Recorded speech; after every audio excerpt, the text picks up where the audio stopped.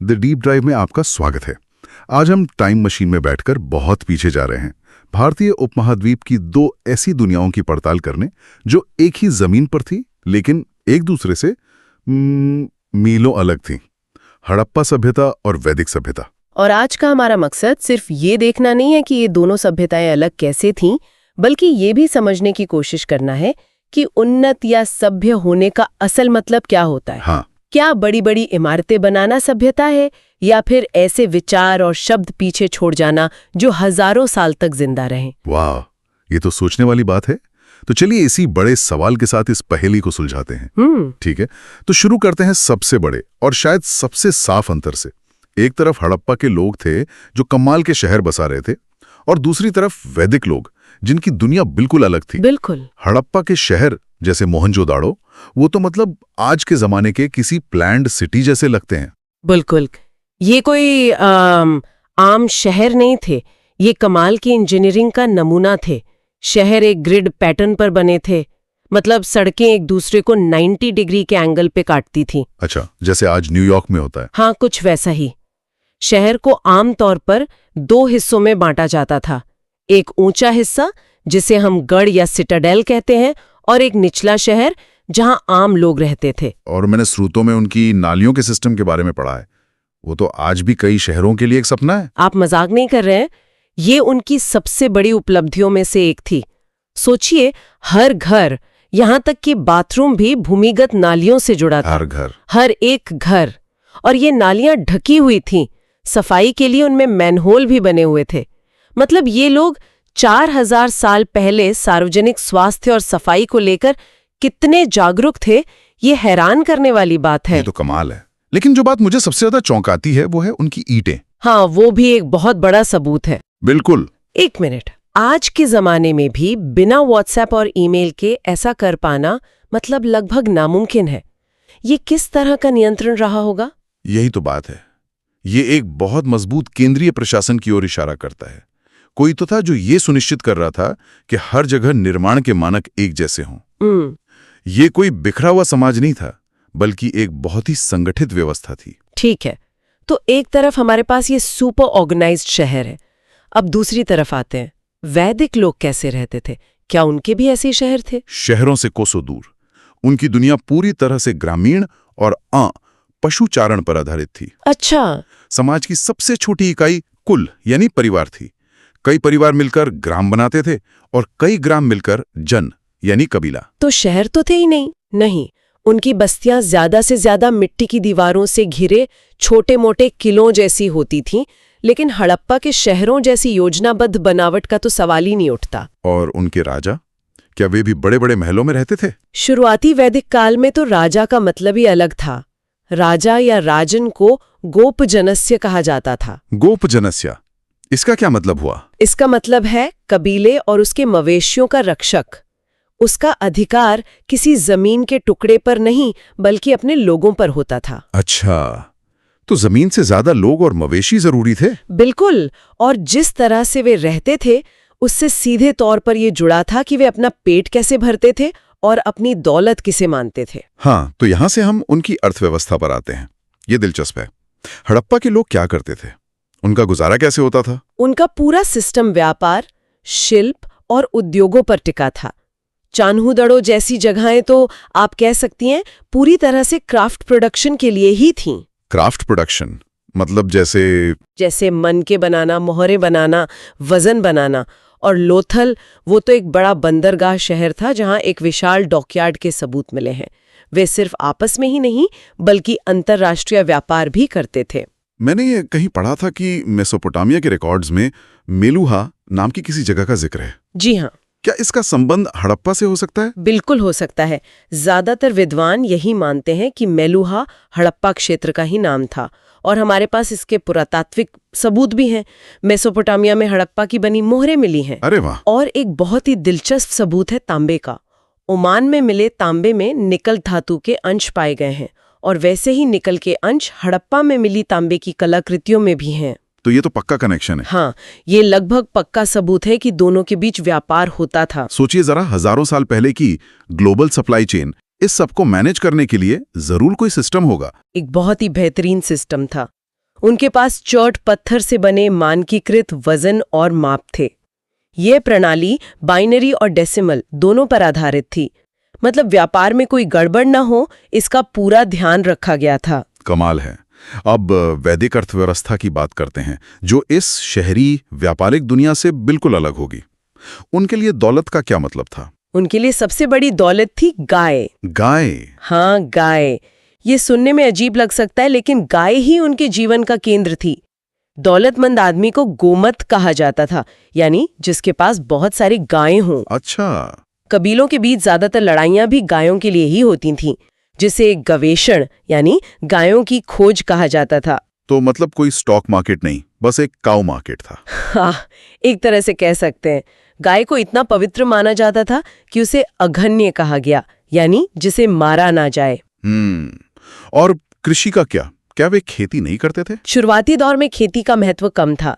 वे मुख्य रूप से यव यानी जौ उगाते थे। अच्छा, सिर्फ जौ। हाँ, शुरू में। लेकिन बाद के वैदिक काल में जब वे गंगा के मैदानों में स्थायी रूप से बस गए, तब कृषि उनकी अर्थव्यवस्था का मुख्य आधार बन गई। तब व्रीहि यानी चावल और गोधूम यानी गेहूं उनकी मुख्य फसलें बन गई। तो कितना गहरा अंतर है? बहुत ज्यादा। एक सभ्यता अपनी दौलत व्यापार की चीजों और बड़े बड़े अन्न भंडारों में माप रही थी, तो दूसरी अपने मवेशियों के झुंड के आकार में। ठीक है, एक के पास इंजीनियरिंग थी, दूसरे के पास गायें। अब उनकी तकनीक पर आते हैं। वे अपने औजार और हथियार किस चीज से बनाते थे? हड़प्पा एक कांस्य युगीन सभ्यता थी। वे तांबे और कांसे का इस्तेमाल करने में माहिर थे, लेकिन लोहे के बारे में बिल्कुल नहीं जानते थे। लोहा नहीं था? बिल्कुल नहीं। और घोड़ा भी उनकी सभ्यता का केंद्रीय हिस्सा नहीं था। सुरकोटरा जैसी कुछ जगहों पर घोड़े की हड्डियों के अवशेष मिले हैं, लेकिन वे अपवाद हैं, नियम नहीं। और उनके हथियार? क्या वे एक लड़ाकू कौम थे? दिए हुए हथियारों को देखकर तो ऐसा नहीं लगता। उनके हथियार जैसे भाले, खंजर बहुत साधारण थे। तलवारें तो मिली ही नहीं। तलवारें नहीं थीं। तो फिर? इससे लगता है कि वे शायद शांति प्रिय लोग थे। उनकी असली तकनीकी महारत तो उनकी सिविल इंजीनियरिंग में थी, नालियां, सड़कें और इमारतें बनाने में। और वैदिक लोग, उनके पास क्या तकनीक थी? उनकी तकनीक युद्ध और विस्तार पर केंद्रित थी। उनके पास 2 गेम चेंजर थे, घोड़ा और रथ। हाँ, रथों के बारे में तो मैंने सुना है। घोड़ों से खींचे जाने वाले रथों ने उन्हें युद्ध में जबरदस्त बढ़त दी, और बाद के वैदिक काल में जब उन्हें लोहे का ज्ञान हुआ तो ये क्रांति जैसा था। कैसे? लोहे के औजारों से उन्होंने गंगा के घने जंगलों को साफ किया और खेती का विस्तार किया। वे एक योद्धा समाज थे। ऋग्वेद में इंद्र को पुरंदर कहा गया है, जिसका मतलब है किलों को तोड़ने वाला। इंतजार। तो क्या इसका मतलब ये है कि आर्यों ने आकर हड़प्पा के शहरों को तोड़ दिया? हाँ, ये एक बहुत पुरानी और विवादित थियरी है। मॉर्टिमर व्हीलर जैसे शुरुआती पुरातत्वविदों ने यही सिद्धांत दिया था। उन्होंने इसे सबूत माना था। हाँ, उन्होंने पुरंदर जैसे शब्दों और मोहनजोदड़ो में मिले कुछ कंकालों को इस आर्य आक्रमण का सबूत माना। लेकिन अब इस थियरी को ज्यादातर लोग नहीं मानते हैं ना? सही कहा। 1960s के दशक में जॉर्ज डेल्स जैसे पुरातत्वविदों ने उन कंकालों की फिर से जांच की। उन्होंने पाया कि वे कंकाल शहर के अलग अलग हिस्सों और अलग अलग समय के थे, और किसी एक बड़े नरसंहार का कोई ठोस सबूत नहीं था। तो फिर हुआ क्या था? आज ज्यादातर विद्वान मानते हैं कि हड़प्पा सभ्यता का पतन किसी एक आक्रमण से नहीं, बल्कि जलवायु परिवर्तन, नदियों के सूखने या व्यापार में गिरावट जैसे कई कारणों से धीरे धीरे हुआ। तो ये एक खुली बहस का विषय है, कोई तयशुदा तथ्य नहीं। ये सब बहुत दिलचस्प है। उनकी जीवन शैली, उनकी अर्थव्यवस्था, उनकी तकनीक, लेकिन वो मानते किसमें थे? वो पूजा किसकी करते थे? ये एक बहुत जरूरी सवाल है। हड़प्पा धर्म के बारे में हमारी समझ पूरी तरह से पुरातात्विक सबूतों पर टिकी है, क्योंकि हम उनकी लिपि नहीं पढ़ सकते। हाँ, ये तो सबसे बड़ी मुश्किल है। जो मोहरें और मूर्तियां मिली हैं, उनसे कुछ अंदाजे लगाए जा सकते हैं। एक प्रसिद्ध मोहर पर एक योगी जैसी आकृति है जो जानवरों से घिरी है। कई विद्वान इसे आदि शिव या पशुपति का रूप मानते हैं। और वो टेराकोटा की बनी महिलाओं की बहुत सारी मूर्तियां भी मिली हैं। उन्हें मातृदेवी माना जाता है ना? हाँ, मातृदेवी या उर्वरता की देवी की पूजा बहुत प्रचलित लगती है। इसके अलावा वे पेड़ों, सांपों और जानवरों की भी पूजा करते थे। और वो ग्रेट बाथ? हाँ, मोहनजोदड़ो का ग्रेट बाथ या विशाल स्नानागार, वो शायद किसी खास धार्मिक अनुष्ठान के लिए इस्तेमाल होता था। यह पानी और सफाई के धार्मिक महत्व को दिखाता है। और मरने के बाद क्या होता था, इस बारे में भी क्या सोचते थे? वे आम तौर पर मृतकों को जमीन में दफनाते थे। कुछ कब्रों में मिट्टी के बर्तन और गहने तो मिले हैं, लेकिन मिस्र के पिरामिडों की तरह कोई खजाना नहीं मिला। अच्छा, तो मिस्र जैसा नहीं था? बिल्कुल नहीं। इससे लगता है कि मौत के बाद की जिंदगी के बारे में उनकी सोच मिस्र के लोगों से बहुत अलग थी। अब वैदिक धर्म की बात करते हैं। इसके बारे में तो हमें काफी कुछ पता है उनके ग्रंथों, वेदों से। बिल्कुल, वे प्रकृति की शक्तियों को देवता मानकर पूजते थे। उनके सबसे बड़े देवता थे इंद्र, जो युद्ध और बारिश के देवता थे। फिर थे अग्नि यानी आग के देवता, जो देवताओं और इंसानों के बीच के दूत माने जाते थे। सही कहा। और वरुण, जो ब्रह्मांडीय व्यवस्था के देवता थे। उनकी पूजा का केंद्र यज्ञ था, जिसमें वे देवताओं को दूध, घी और सोमरस जैसी चीजें अर्पित करते थे। और उनका अंतिम संस्कार भी अलग था, वे दाह संस्कार करते थे। हाँ, और समय के साथ उनके देवताओं का महत्व भी बदला। बाद के वैदिक काल में इंद्र और अग्नि की जगह प्रजापति, विष्णु और रुद्र ज्यादा महत्वपूर्ण हो गए। और यज्ञ भी बड़े होने लगे। हाँ, यज्ञ भी बहुत बड़े और जटिल हो गए, जैसे अश्वमेध और राजसूय।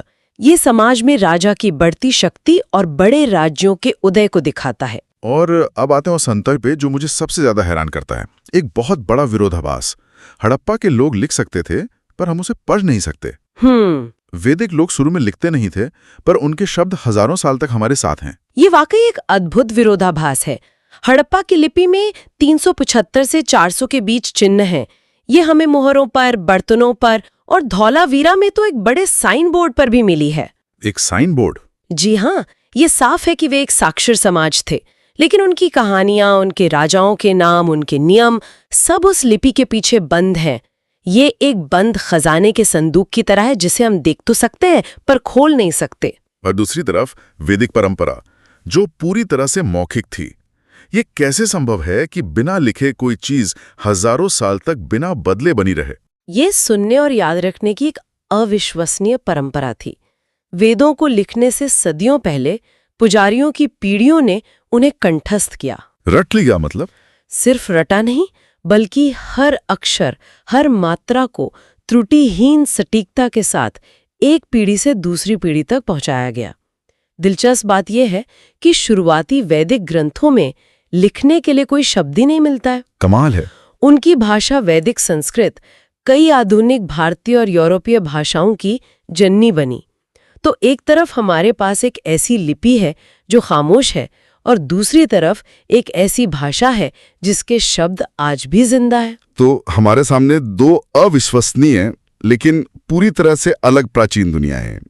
एक संगठित शहरी व्यापारिक सभ्यता जिसने अपने पीछे खामोश शहर और एक अनसुलझी लिपि छोड़ी, और दूसरी तरफ एक ग्रामीण देहाती योद्धा समाज जिसने अपने पीछे शब्दों और मंत्रों का एक ऐसा ब्रह्मांड छोड़ा जो आज भी गूंजता है। और ये स्रोत इन अंतरों को बहुत साफ दिखाते हैं, लेकिन कई बड़े सवाल अब भी बने हुए हैं।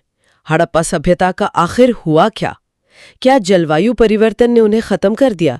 और इन दोनों संस्कृतियों ने एक दूसरे को कितना प्रभावित किया? हाँ, ये सवाल तो हैं। क्योंकि ये तो तय है कि इन दोनों की विरासत आज भी किसी न किसी रूप में इस उपमहाद्वीप के ताने बाने में बुनी हुई है। और अंत में हम अपने श्रोताओं के लिए वही सवाल छोड़ जाते हैं जिससे हमने शुरुआत की थी।